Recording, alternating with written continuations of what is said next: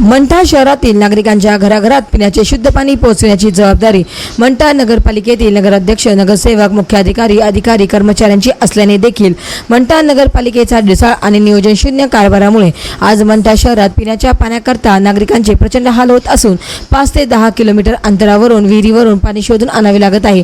तसेच टँकरने पाणी विकत घ्यावे लागत असल्याचे चित्र सध्या पाहायला मिळत आहे. याबाबत अनेक नागरिकांनी राज्याचे माजी मंत्री तथा परतूर विधानसभा मतदारसंघाचे विद्यमान आमदार बबनराव लोणीकर यांच्याकडे तक्रारी केल्यानंतर आमदार बबनराव लोणीकर यांच्या सूचनेनुसार भाजप नेते कैलासराव बोराडे यांनी मंठा शहरात 3 टँकरद्वारे दररोज 36,000 लिटर पाणी वाटप सुरू केले आहे.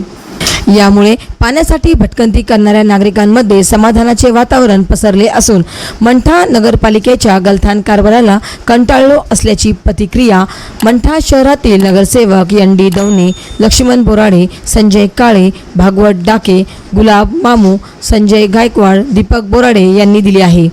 महाराष्ट्र वाईब न्यूज प्रतिनिधी गजानन माळकर, मंठा, जिल्हा जालना.